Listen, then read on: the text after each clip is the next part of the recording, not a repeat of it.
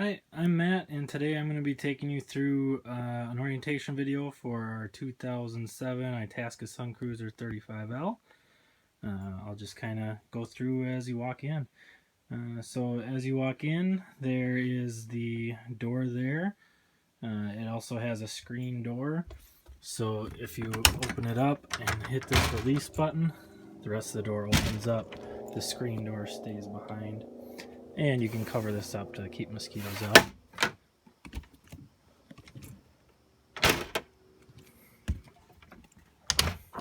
When you walk into the RV, you'll see a few different buttons here. First, you've got a porch light, the ceiling light for inside, and then the power steps, on or off. What that means, when it's off, the stairs will stay extended. On the outside, you can't see them here. When you have it on, every time you shut the door, the stairs are going to retract, and every time you open it, it will extend. Please don't ride on the stairs. Wait until they're fully extended.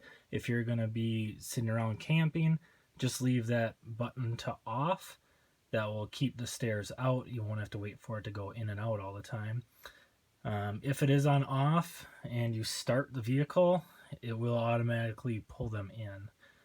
But that's always one of those things you want to double check before you drive anywhere. Underneath that, we've got a couple here. There's an aux battery, an on and an off there. If you ever lose out of power everywhere on the inside, check that. Just hit the on button. Sometimes that might accidentally get hit. There's also the auto level button. Don't worry about that there. I'll show you that later. I don't use this one. I use it somewhere else. And then there's the compartment lights. So that's for the outside compartments.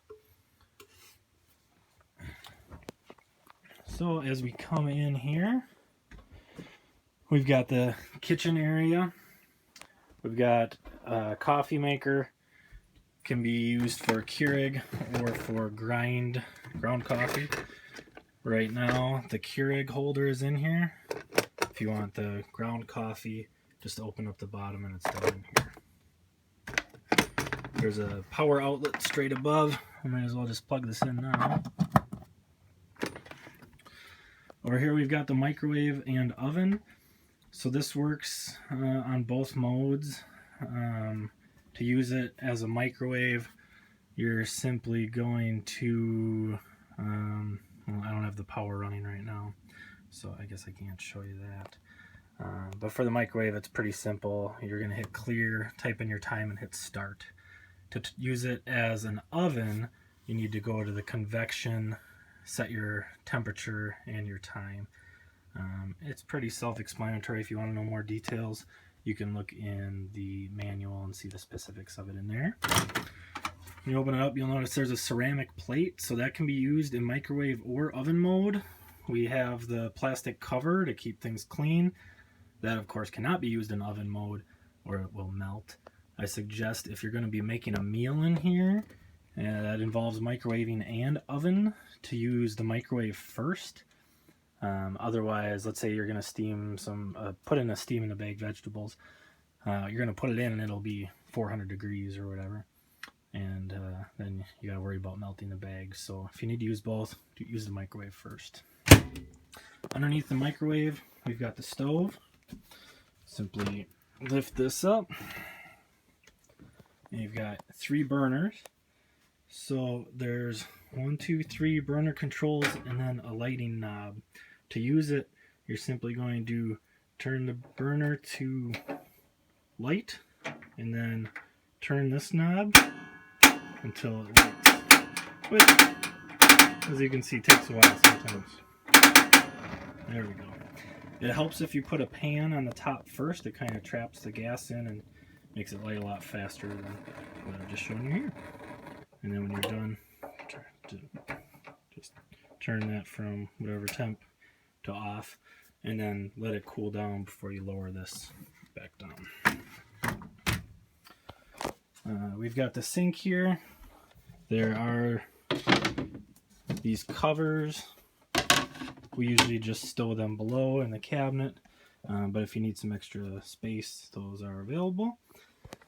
The sink has normal and a sprayer. And then we've also got a drinking water faucet here if you want purified drinking water. That has a special filter underneath the sink. So if as long as you feel comfortable, which I do, use that for drinking water. Otherwise, you can use bottled water as well. Underneath the sink here, we've got a garbage can, some cleaning supplies, and we've got a dish drying rack. It's collapsible.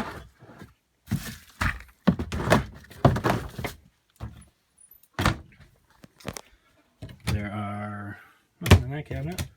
We got bowls, cups, plates, bowls. I said already. Up here we've got a toaster, a magic bullet, and then all kinds of silverware. And here is a cutting board that pulls out. Some utensils.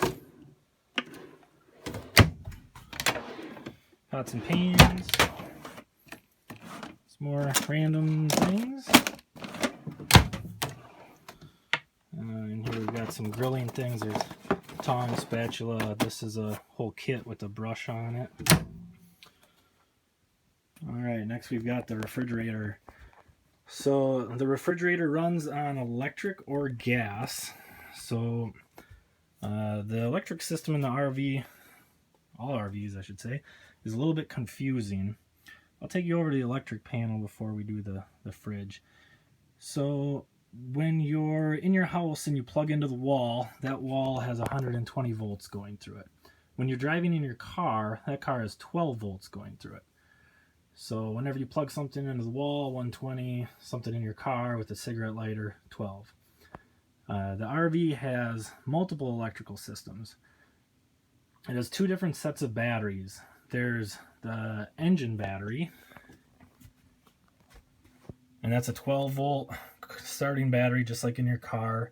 That's what powers the headlights, the starter, the engine, all that sort of thing. Then there's the house battery. That's two 12 volt deep cycle batteries. So it's also 12 volts, but this powers everything basically that's RV related. So the lights back here, the water pump, the slide outs, I believe, all sorts of random things.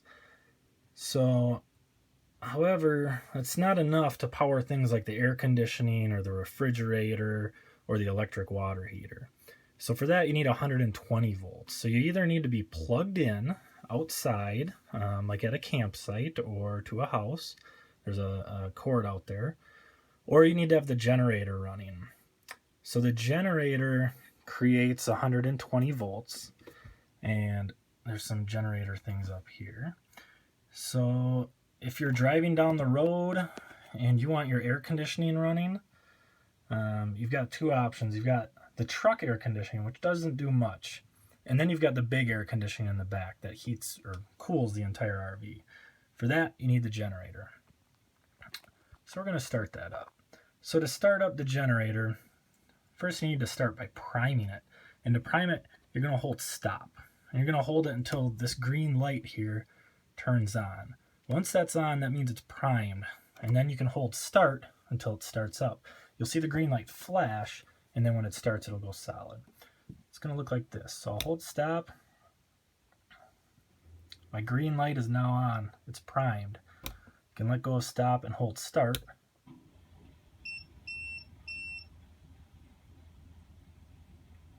And this takes a while. Hasn't run in a couple weeks, so don't hold it for too long. If it doesn't start after 10 seconds, stop it. You can try the prime cycle again. So now we've got the green light on. There's a 10-second delay before it actually provides power, and you'll see that start up right now. So now we've got up here, it says we've got the generator and we've got power on everything. So now we have 120 volts running through here. We can use things like the electric water heater, the electric portion of the fridge. We can use the air conditioning. See, so next to here we've got the the water pump. The water pump is what you're going to use when you're not hooked up at a campsite to provide water pressure. Typically, I leave this off unless I know I'm going to be using it. So if we're sleeping overnight at a rest stop on the way to a campsite, we don't have any power or running water, I'll shut it off just in case there's a leaky faucet or something of that sort. You don't want the pump running all the time or running out of water. Or let's say we're parked somewhere, we're going hiking, I'll shut it off then. So all you have to do to turn it on, it was on already, I'm just going to push this button down, and now the pump on green button is, or the green light is lit. So we now can have water pressure. Underneath that is the gas water heater. You can see it says heater on and pilot out. Hopefully that pilot out never comes up. But if you want to run the gas water heater, that's all you have to do. You come in and just hit the on button. Simple as that. So that uses propane, which isn't infinite. When you have the generator running or when you're plugged in, you can use the electric water heater. So we'll just shut that off, and then right above here it says water heater 110 volt. Since we have the generator running right now, we can just turn it on, the red light goes on. It's a 10-gallon water heater, so you know your house probably has a 50-gallon or 70-gallon, so this isn't going to last forever, but it does a great job for what you need while you're camping. Do not run the water heater if you are ever out of water. So let's say you're done camping, you drained your tanks out, don't have anything left, you're not hooked up, there won't be any water in the water heater. The water heater will run and it will never shut off. It will burn up and wreck the water heater. So I also recommend only using the water heater when you think you might be using it. If you're gonna do some dishes or take a shower, you can turn it on ahead of time. If you really need a lot of heating power, you can actually turn on both at the same time, so you can run the electric and the gas. But typically, if I have the generator running, I'll have the electric one on, or if I'm plugged in, or if I know I'm not going to need hot water for a while, I'll just leave it off, save the wear and tear and anything that could come from it. So I'll shut that off. Underneath here, so this is your power set. Right now, we've got the generator running, so that's going. When you go to a campsite, you might have 50 amp, 30 amp, or 20 amp service. This should automatically detect that, and it will say what you have. There's really not much worry about it. It's just interesting. Down here is your battery voltage. If you want to see what your batteries are running at, so there's that engine battery, that 12 volt that runs the front. We can hold that. We've got 12.5 volts there. That's what starts the truck up. Then our house battery, that's what runs the lights in the back, runs the water pump. Since the generator is running right now, it's charging and it's up at 13.4. Once it gets down to 12.0, it's pretty much dead. So that's a good way to check. Let's say you're parked overnight and you want to see how much battery you've got. That's how you do it. Underneath that, we've got our tank levels. There's the black water. So black water is what goes down the toilet. That's the septic tank basically. If you hold that, it will tell you how full it is. Right now it's empty. The gray water is the tank for everything else. So all the sinks and the shower all go to the gray water tank. Right now it says it's a third full, probably because I'm sitting on an angle right now and there's really not much of anything in there. Fresh water, so that is the water tank. Right now I've got it filled up because I'm ready to go out on a trip, and I can check that. It says it's full. So as you use the water, if you want to know how much you have left, you can check that. The LP gas, since you can only fill a tank 75% full, even when you'll never see it full. Right now it's like 3/4 of the way full outside. So it's about 2/3, I guess. Probably won't have to worry about that. LP doesn't get used too quickly, and it's a 28-gallon tank, which is pretty big, as long as you're not out in the winter using the furnace a lot. Underneath that, we've got the HVAC controls. So this is how you set your air conditioning in the back. Fan, I mean, it's basically just like at your home when you run the thermostat there. You've got an auto or an on for the fan. If you want to cool, you can switch over to cool, turn the air conditioning on, and then it's 80 degrees in here right now. All I need to do is push the button. It's set at 75, and I can change that to whatever I want. And then the fan speed, low or high. I like to leave it at high, but whatever you like. I'll turn that off for now. If it gets cold ever, you can pick from gas heat or electric heat. The gas heat will heat significantly better than the electric heat. The electric heat actually runs the air conditioning in reverse. So you need to have 120 volts. You need to either have the generator running or you need to be plugged in. And if you set it for more than 5 degrees higher than it is inside, it will automatically turn on the gas heat to kick it up a little bit faster. But if you just want to get it a couple degrees warmer in here, the electric heat works great. Underneath that, we've got a couple lights. We've got a ceiling light, monitor light, galley, valence, and fan. So the fan, actually have a piece of electrical tape on here. This powers the ceiling fan, and the reason I have tape on it is just so that my kids don't hit it while we're driving around and everything. The ceiling fan is located right up here, and when you turn it on, it will run the gear to open up the top cover, and then once it gets to a certain point, if you have the fan turned on, it will turn on. I typically like to just use it in manual mode, which you can do by pulling this down, which it's already down, and then cranking it open, and you'll see the top will open up.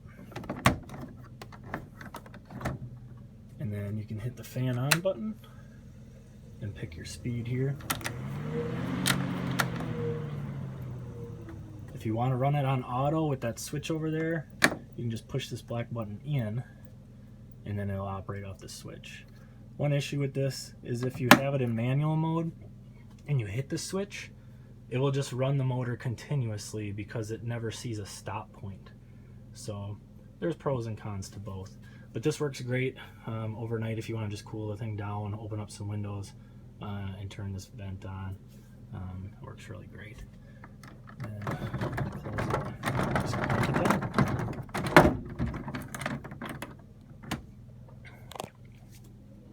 Alright, so let's get back to the fridge now that we talked a little bit about the gas and the electric. So the fridge runs dual mode. It can run on LP to cool it, or it can run on electricity. So if you have 120 volts, meaning your generator is running or you're plugged in, you can use electricity. If you're driving down the road or camping overnight, you don't have your generator running, you've got to use gas. So you can select it manually, or you should be doing the easiest way and just hit mode here until that light next to auto lights up. So now if it senses 120 volts, it will run electric. If you shut your generator off or you're not plugged in anymore, it will switch over to the LP gas. So this way you're guaranteed that the fridge is going to be running. Nothing too exciting to see in the refrigerator here. Just make sure you clean it out when you're done. Got an ice cube tray up there. One thing to note about the refrigerator, just like at your house, which you might not know because your floor is level at your home, refrigerators do not work well when they're unlevel. So that means if this is parked in a driveway or somewhere where it's sloped and you're not flat and level, you run a chance of this not really working well. So that's just something I like to throw out to everybody because it's very frustrating when you can't figure out why the fridge isn't working. Up here we've got a little storage. We've got these racks that fit in the microwave for when you're using the oven mode, of course. Don't want to have metal in it, the microwave mode. There's some pantry storage areas here. Just put your finger and pull. That opens up. We've got food storage in those 3 drawers down here. We've got a crock pot further back, we've got the closet. So the engineering team at Winnebago could have done a little bit better. These always kind of slide around when driving, so the previous owner kind of rigged something up here. They drilled some holes in these rails and they just kind of put these pins in, so you can see that hole there. So if you want to open it up, you got to make sure you take this pin out, keep it somewhere safe, and then you can just usually this is hooked on there, just pop it open and slide it open. And here we've got some storage, some cleaning supplies. You can hang clothes here. The bottom of this pops out. Don't worry about that. Someday I'll fix that. So if you want to open up the other side, again, there's a pin down here. So you got to take that out. And on both sides there is a button that senses when the door is closed, and that shuts the light off. So always make sure that it's closed all the way, because if you're not plugged in, that could kill your battery. So I'm just going to close that and get my pin back in. That's the closet. Coming back into the master bedroom here. Let's see, we've got our bed. And I'll show you that a little bit more when I hit the slide outs. A little bit tough to see back here otherwise. We've got a TV, as well as a DVD player and a little Nintendo. So this is kind of confusing too. So I've got everything plugged into this surge protector. In the back where you can't really see, there's an outlet. So when you have 120 volts, meaning generator's running or you're plugged in, this is powered. When you're driving down the road, it is not, because you don't have 120 volts unless you have the generator running. So to solve that problem, I have this little power inverter. And what a power inverter does is it converts 12 volts to 120. So you can plug this in down here if you want to run this TV while you're driving. And then you can unplug the power strip from the outlet that's in there, and there's a hole back here, so you can run it down this hole and plug it in. And then you could play Nintendo while you're driving, or what? Well, you wouldn't be driving and playing Nintendo, but if you had somebody that wanted to, they could. Just make sure you unplug this when you're done so that it doesn't draw your battery away. And that's about all there is to see there. This is the sliding door for the master bedroom. Again, the Winnebago engineers probably could have worked something better on this. I just have this little strap to make sure that they stay in there. So to open this door, just push that down and then it unlocks.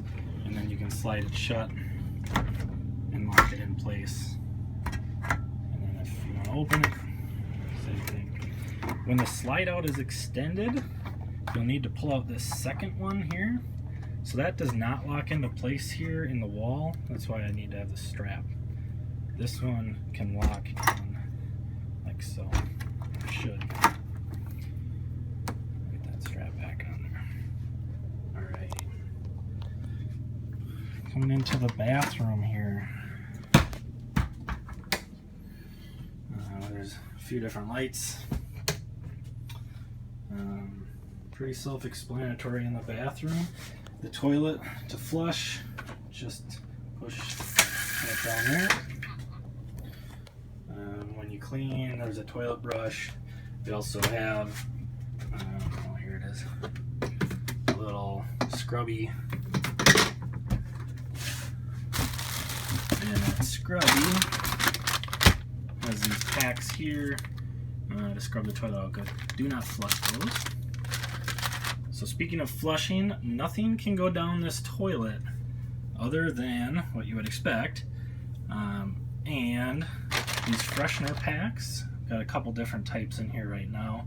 Those will keep it from stinking down in the tank and ultimately stinking up the RV. So every time you dump the tank, put one of those in. And the only other thing that can go down is RV toilet paper, which we have provided. If somehow you run out, you cannot just go get regular toilet paper. You have to get RV safe toilet paper. Walmart has it in the camping section. It is not in the home section, I don't believe. There's also a little spray thing here. If you wanted to help clean the toilet, you can push this down while you push the lever down. Clean things out. Shower here, there's a little button to make sure that this stays shut while you're driving. It never has opened up on me, so I don't usually worry about it, but it's some extra safety. And in here, a shower. There's a vent in here as well. It's kind of on and off with if the fan actually works. Sometimes it decides to, sometimes it doesn't. But again, there's a button that I have some electrical tape on. Take it off, feel free if you want to. Otherwise, I just use the manual method.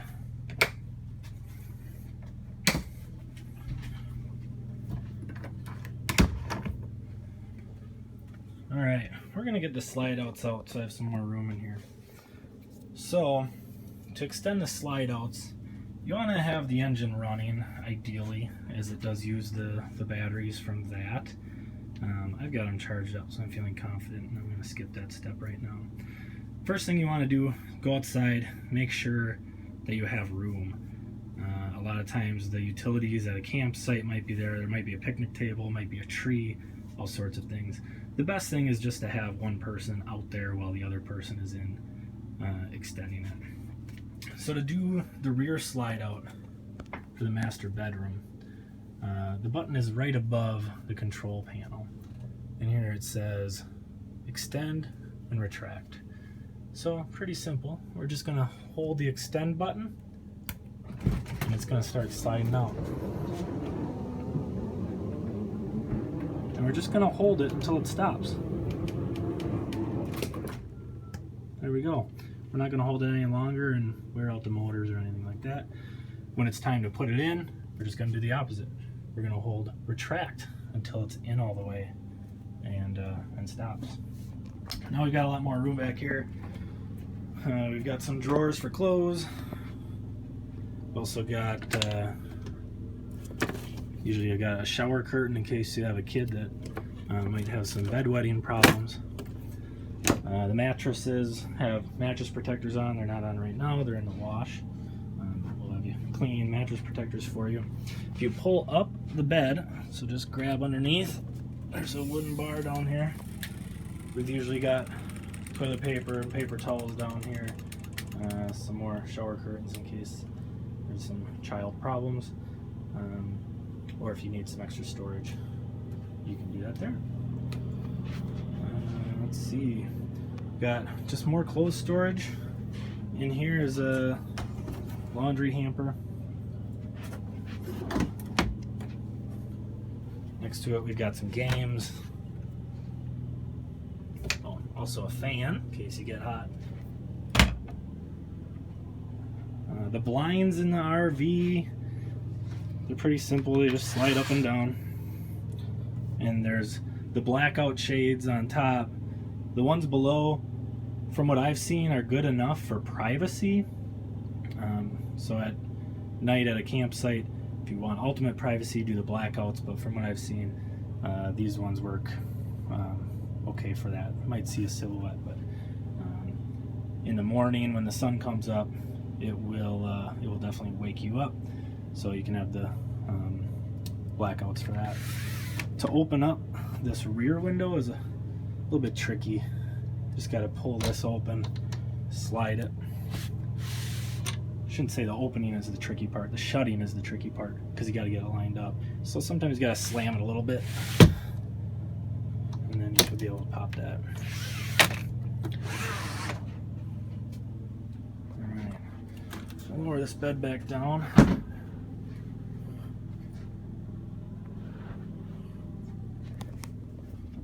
And we'll slide this back in. So all we're going to do is hold the retract, and you hear it running, and once it stops we'll just let go. All right, simple enough. All right, the front slide out, a little bit trickier. So that is done up here. I'm gonna shut the generator off because I don't think I need it anymore. So the generator you can operate from in the back, or you can also do it up here as well. Same exact way. I'm just gonna turn it off. Either place, just hit the stop button. You see the light turn off and you'll hear the generator shut off. So to operate the slide out back there, the first thing you need to do is unlock it. It has a locking mechanism just to keep it secure while you're driving down the road. And that's this left slide out room lock button. So first step, we're gonna just hold this probably 5 to 10 seconds.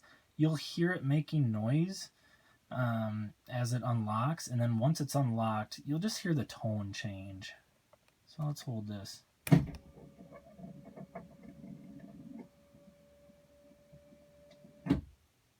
All right, guess it actually stops making noise completely. So I heard that and I just stopped pushing the button. Next, I'm gonna extend it. So just like in the back, I'm just gonna hit out and I'm gonna hold it until it stops. So I'll kind of turn the phone around. So I'm gonna hold that and you can see it's sliding out.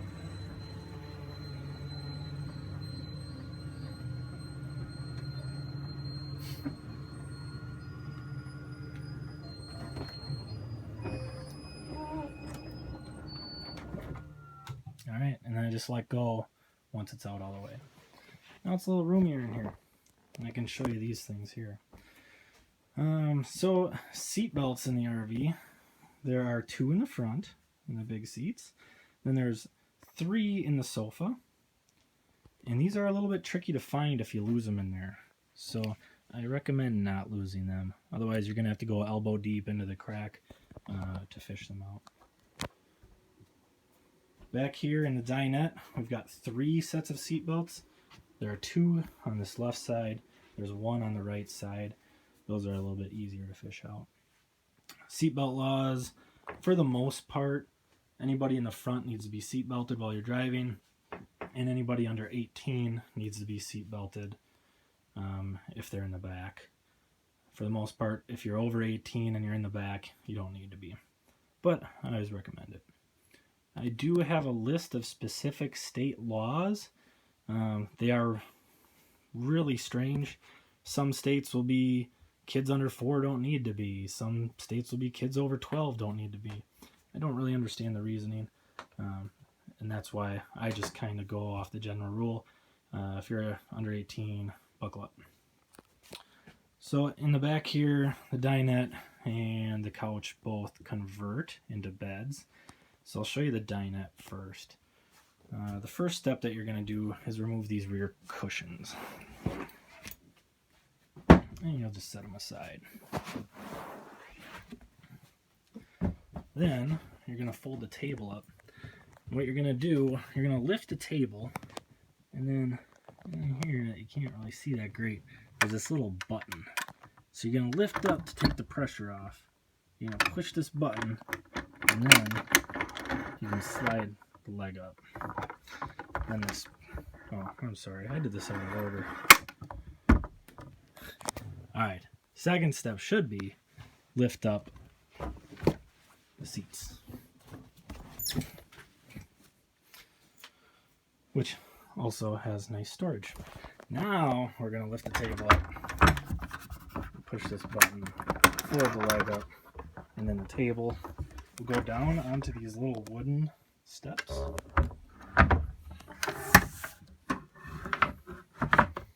Just get it nice and secure there. Now the seat belts, I recommend if you're going to be sleeping here, they're not very comfortable, so I push them down to the cracks. Next, you're going to fold the seats down. You're going to take your cushions that you set aside before and fill in the gap.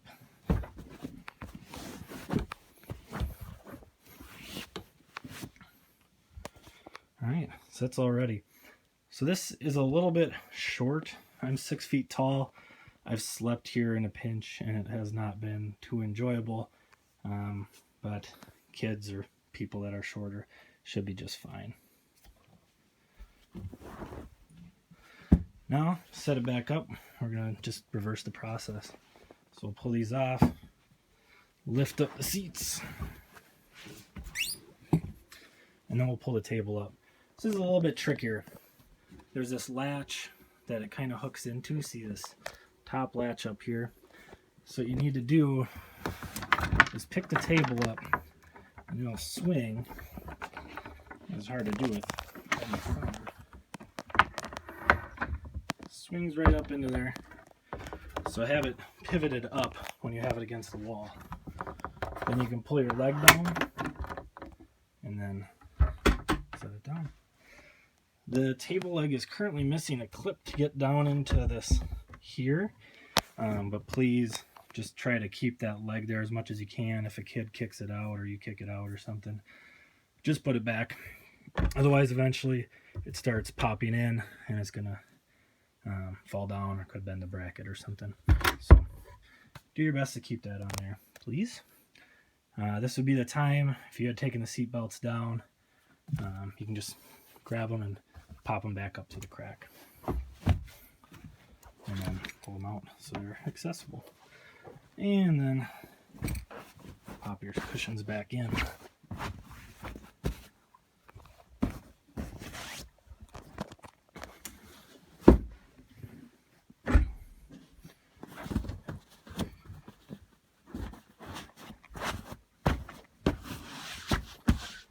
Alright, next up is the sofa. So the sofa, you need to start by pulling out the trundle. And to do that, you're going to come down here and you're going to put your hand into this crack. And there's a lever in there that you have to pull. So this is what I'm going to do inside. I'm going to put my hand in and pull down like this to hit that lever. And that'll engage it so I can pull out the trundle. So I'm going to put in, pull that lever, and now pull it out. So pull it out all the way. You got the trundle, and just grab this loop here and pull it up. Now you should have something that looks like this. And now you're going to come and hit this button.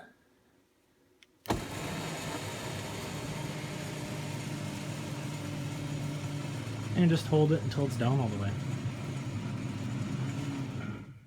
Alright, so it's ready. You can see there's, some cracks here. You can slide the seat belts down in there if you want, but like I say, they're tough to find. This is not the most comfortable bed, so I have a solution for that. And that would be this mattress here. So this mattress just folds up into 3 pieces. You can carry it up and set it on there, and then it's a pretty comfortable bed. To store this, I usually just lay it flat back here, or you can fold it up and set it against the wall.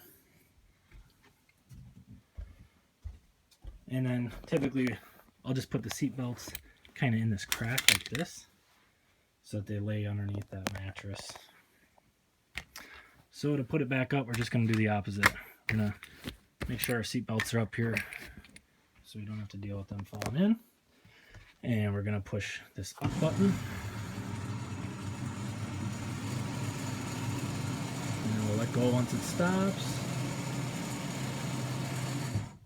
Alright. Now we're going to come back to the trundle. We're going to grab this loop and you have to pull it up and it pops in. Now to close it up, you got to pull this lever again, just the same way we did to pull it out. So we'll squeeze that and then we can roll that in.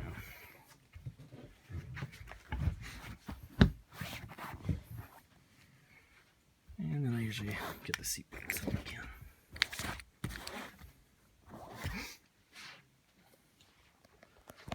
All right.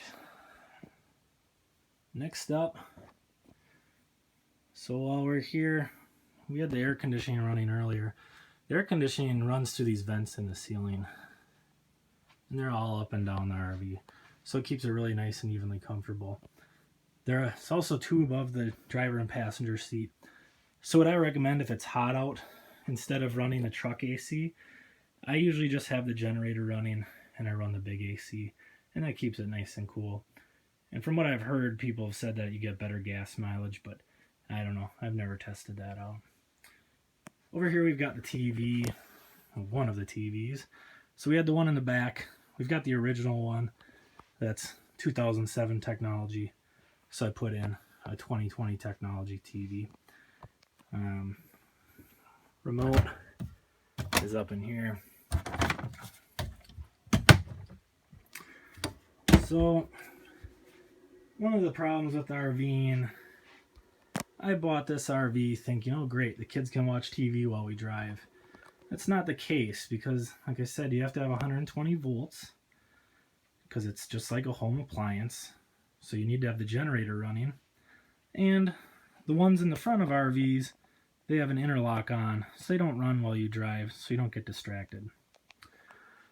So to overcome the generator problem, I installed this power inverter. So you saw that little one in the back. That's 100 watt, so it can't handle much. This is a much bigger one. It's a 1000 watt power inverter. I got it on right now. I'll just turn it off so it's a little more like what you'll see. So this TV is plugged into this power inverter. So to use the TV, you need to have the power inverter on first. So it doesn't matter if the generator is running or if you're plugged in. This is always just powered by the 2 deep cycle batteries, the house batteries.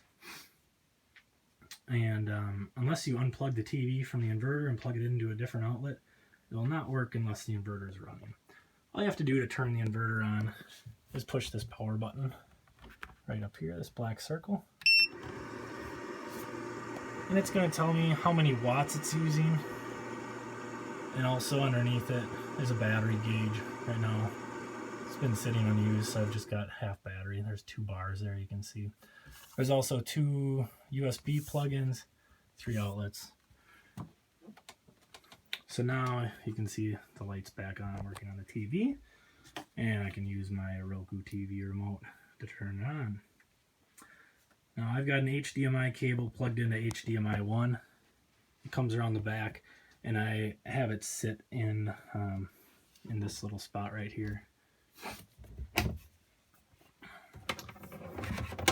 And on the end of it is an iPhone cable.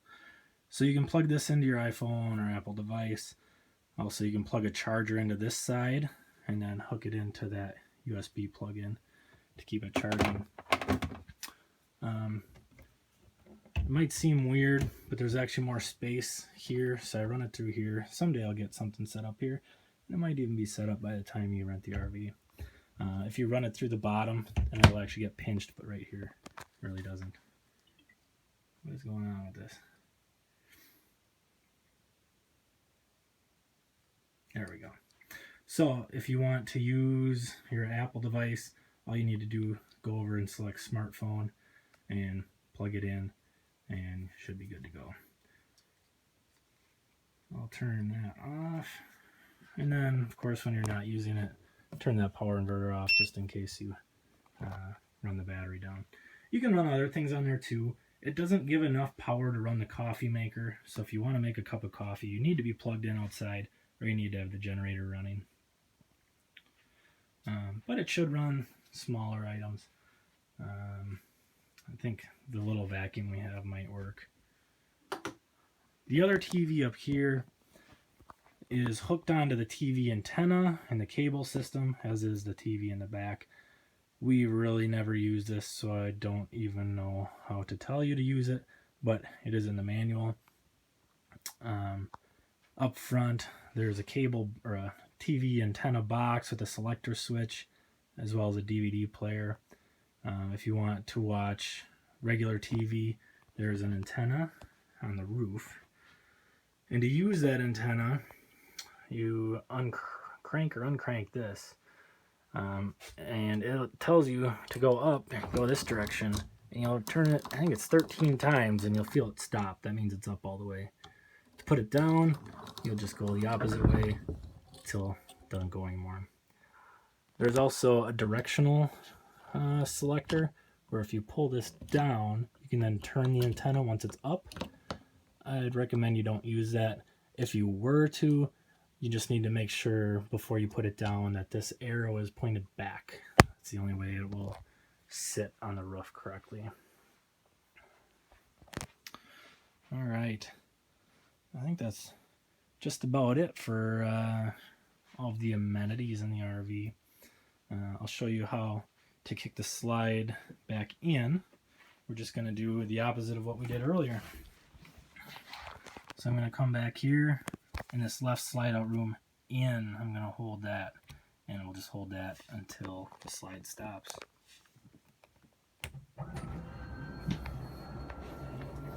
Make sure nobody's sitting on there when you're running this. Make sure there's nothing on the floor.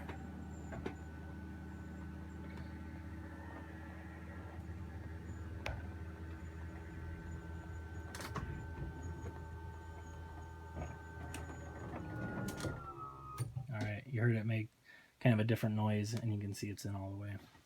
The other thing to do before you ever run that slide is make sure your driver's seat is out far enough. If you're driving and you have this reclined back or slid back really far, this will end up rubbing on the seat. So make sure you don't do that. Let's see. So at a campsite, you're going to want to shut your blinds in the front. Just unsnap that and use pull. Right along. So there's one there, one over here. I've got this extra strap on here right now. I'll take off.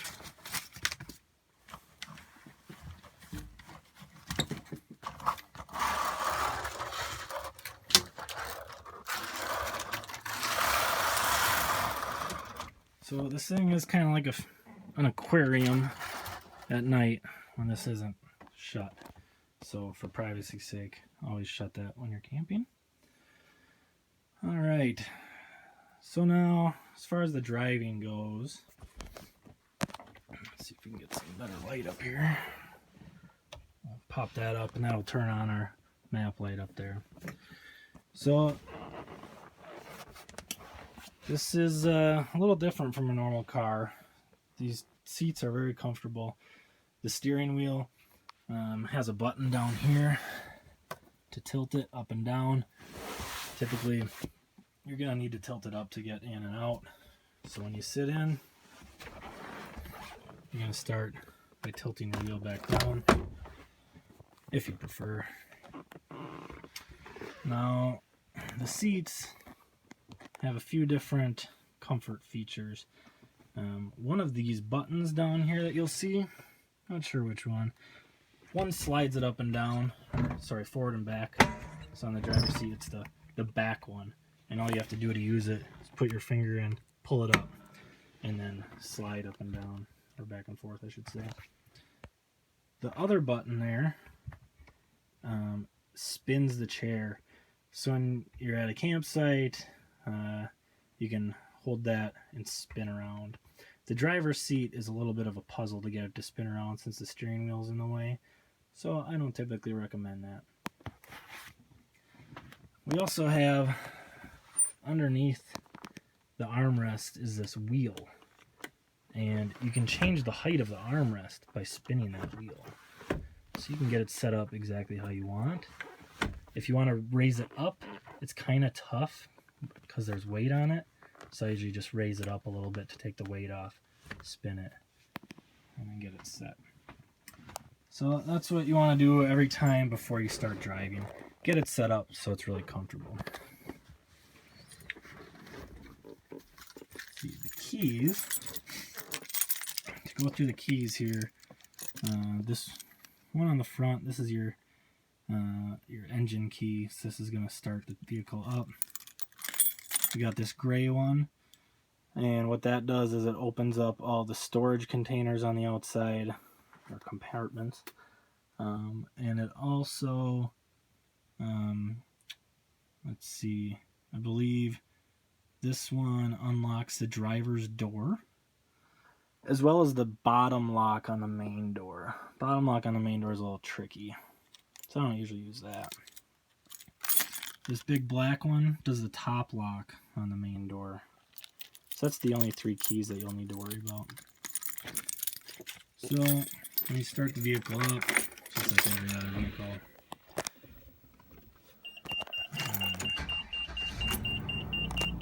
just do it so I can get the power steering working here. So this is a little bit different of a vehicle to drive, of course, than most are. It's 20,000 pounds, so just always take your time. If you're pulling out, make sure you're clear.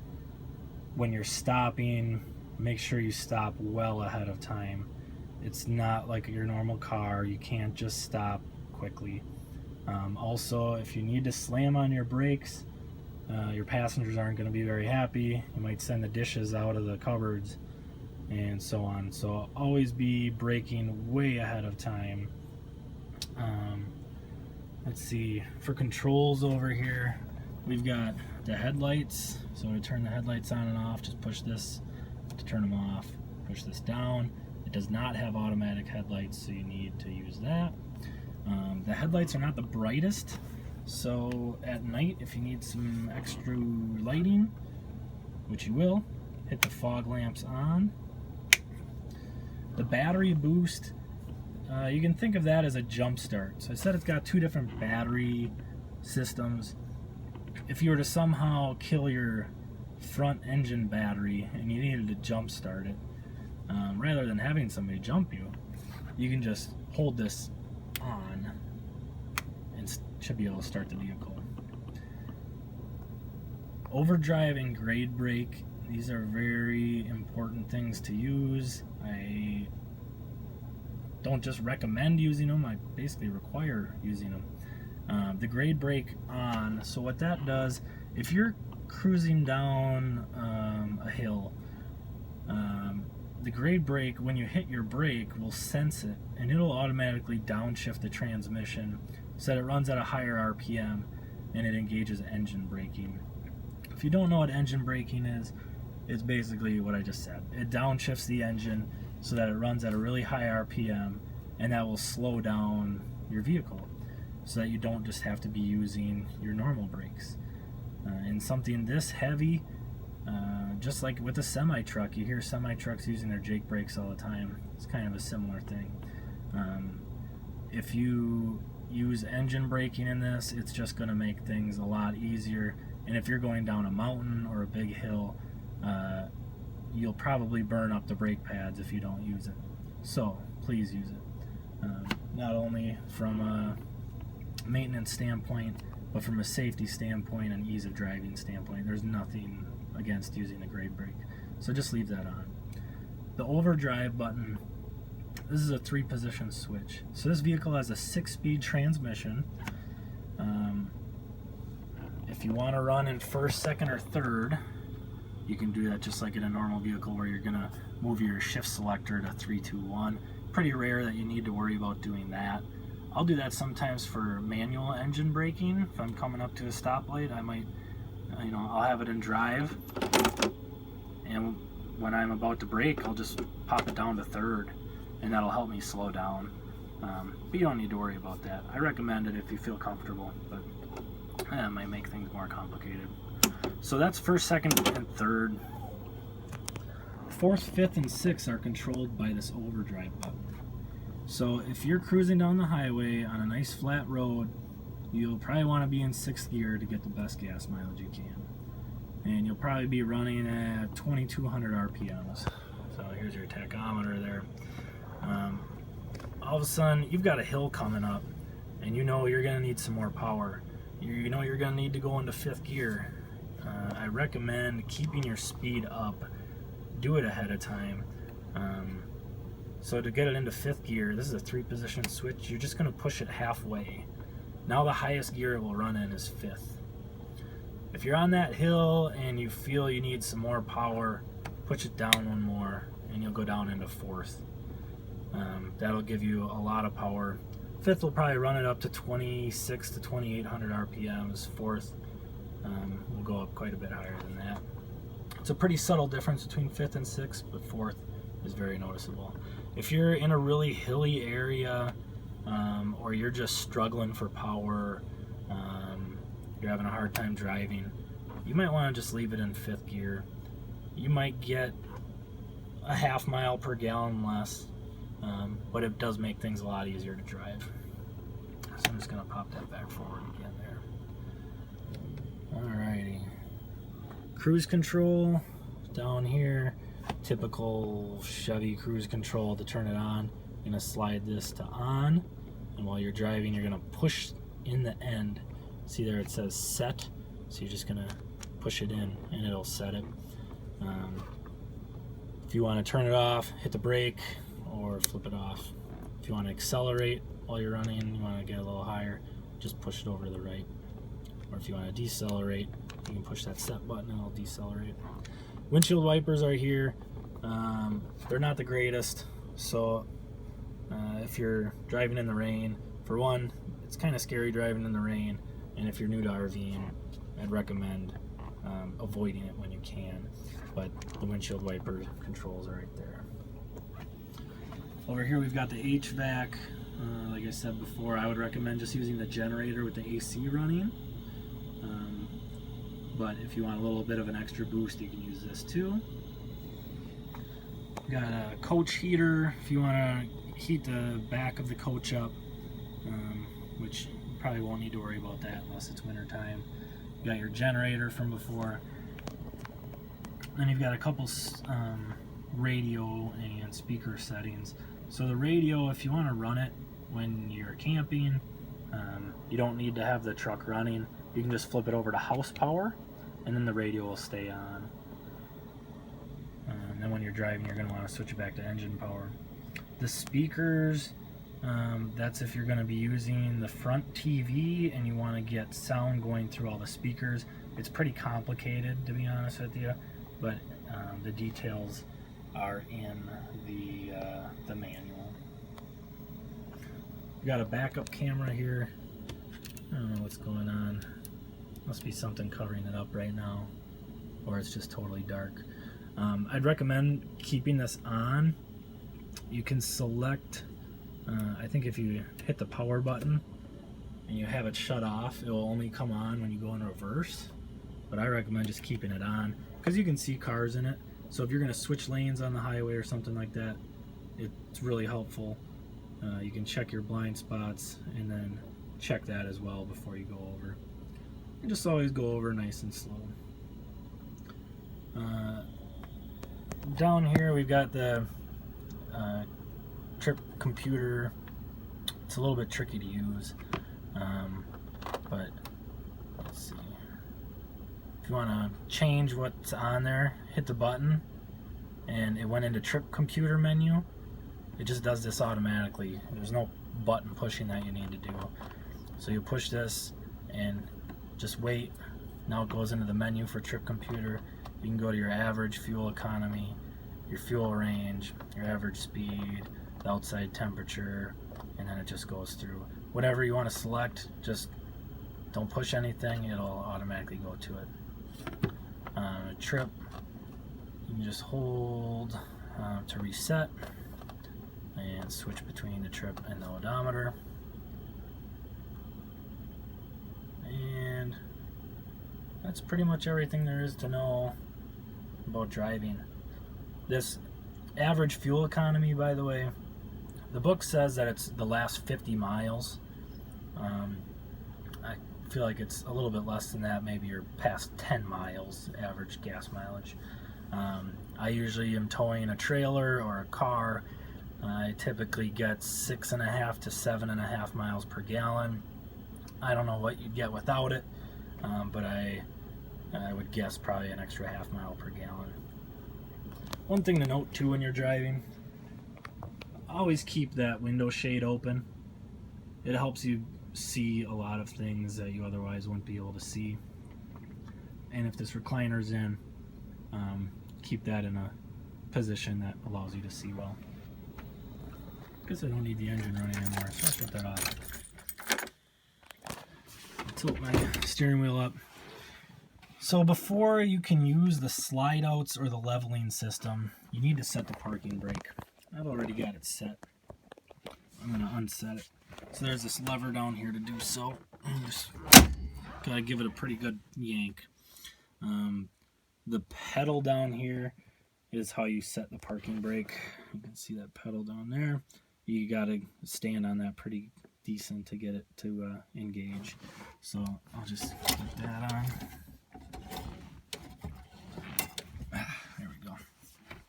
So parking brake is set. You need to do that before you can do any of the leveling or the slide outs. So make sure you don't forget that. And then of course before you leave, you got to pull it out. Speaking of the leveling, we'll work on that right now. The leveling system needs the key in the on position. They recommend the engine running so that you're charging the battery.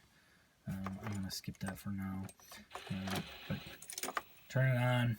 You can see right now it's in travel mode, indicated by this green light.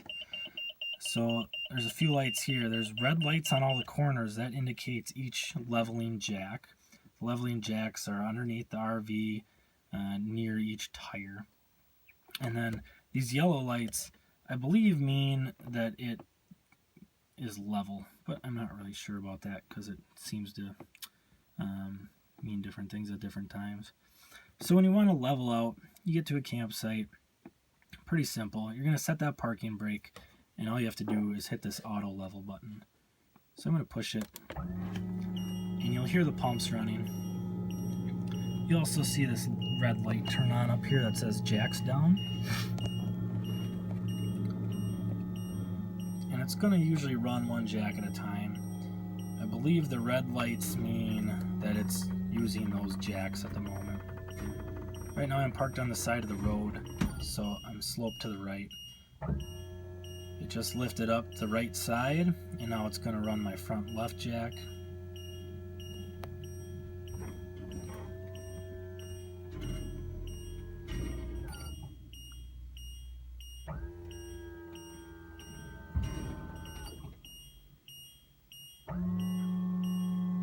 Now it's going to put that back left jack down just to keep it stable.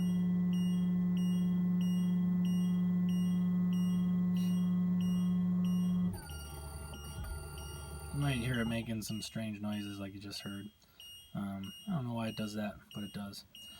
So now we got, it thinks it's level.